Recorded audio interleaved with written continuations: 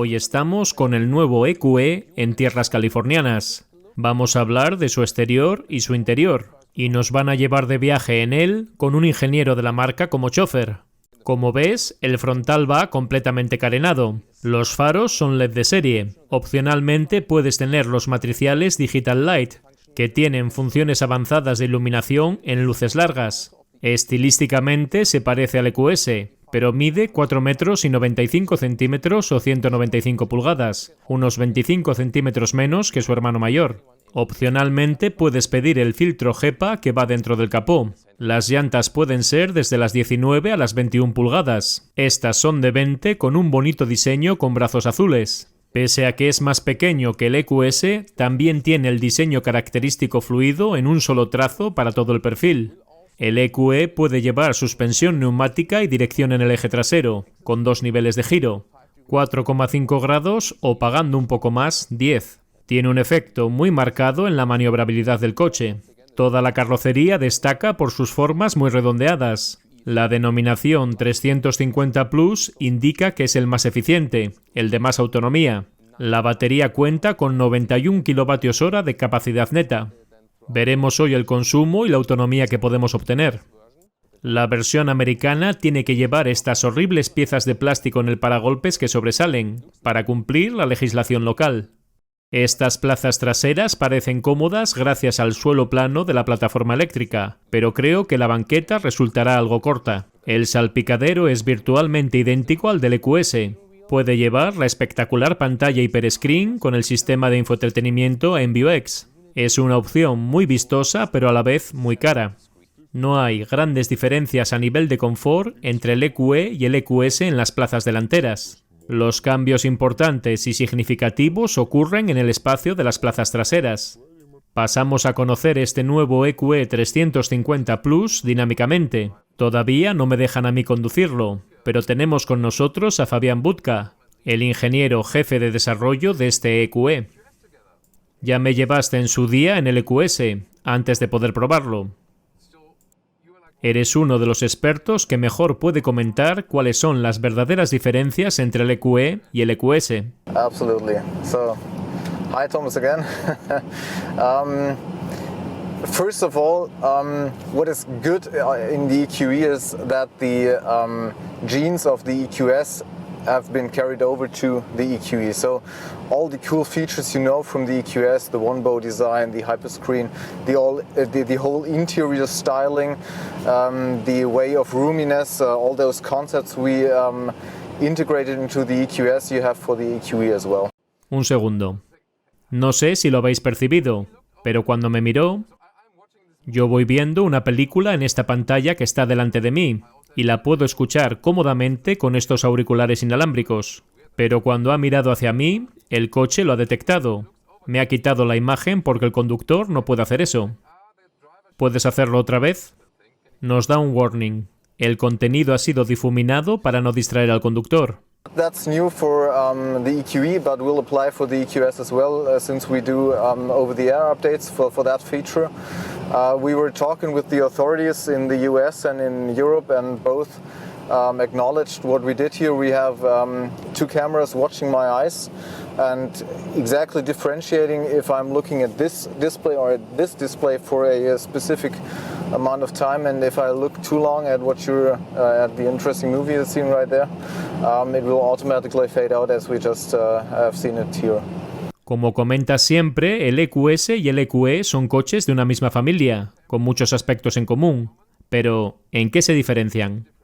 Okay, so one obvious difference is this car is shorter, as the EQS was 521 meters long, this one is 494 long, so it's pretty exactly like an E-Class. O un CLS.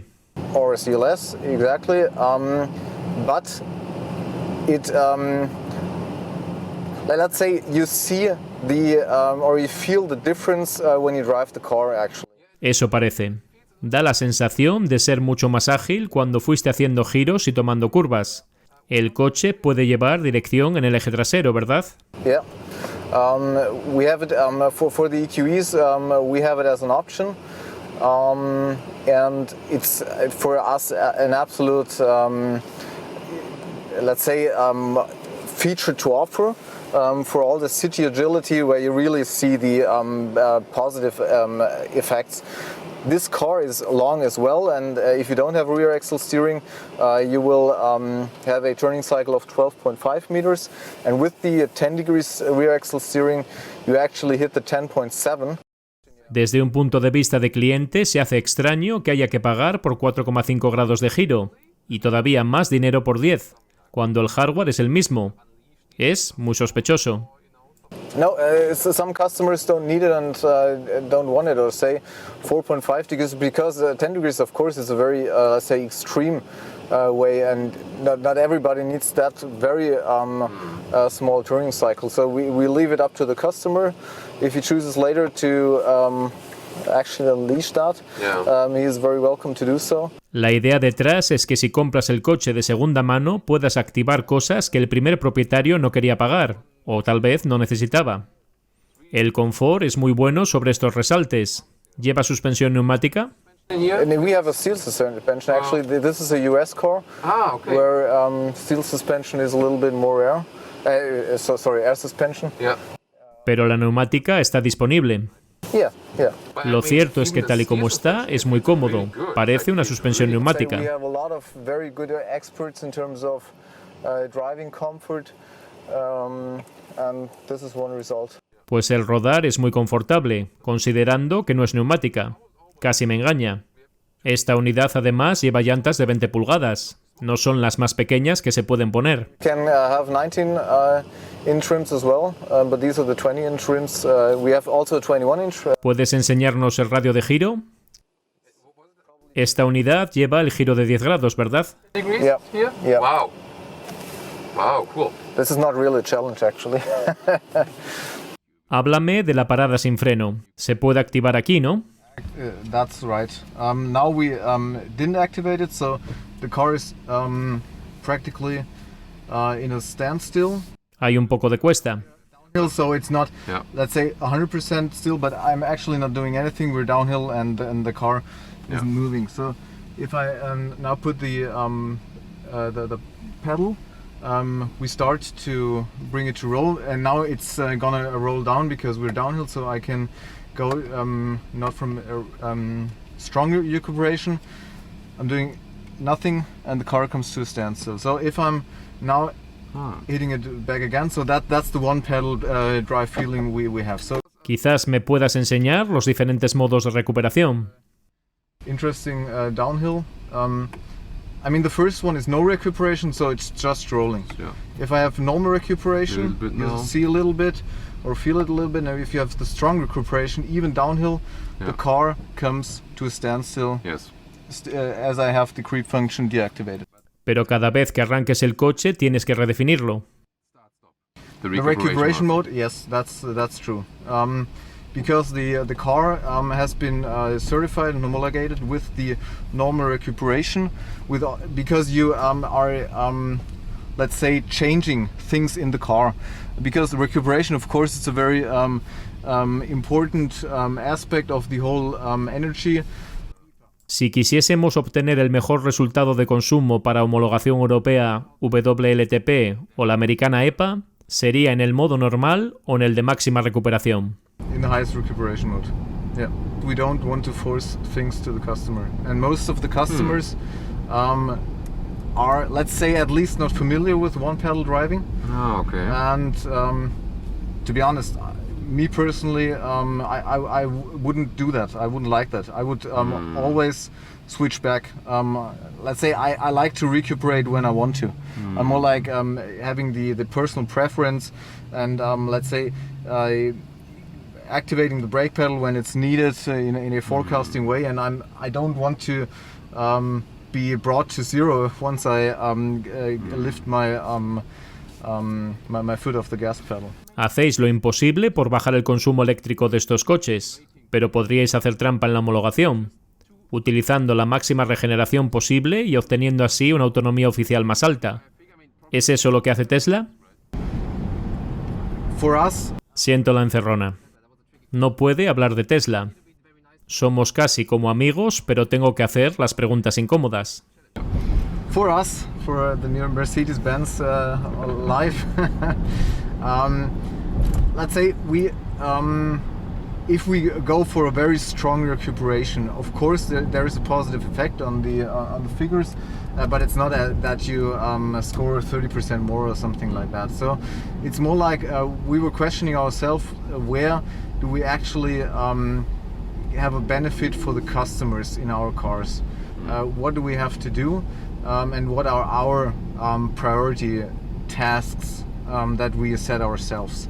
And efficiency can be made by a lot of things.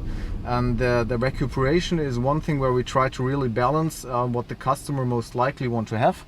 And in the end, the customers have to be satisfied with our cars. And for all the efficiency measures we are taking into account, a very strong lead question is that okay for the customer? For a EV customer, as well as for probably a former ICE customer. Te voy a hablar de mi experiencia personal. Los coches que ruedan sueltos al levantar el pie del acelerador ofrecen más confort y someten a los pasajeros a menos fuerzas G.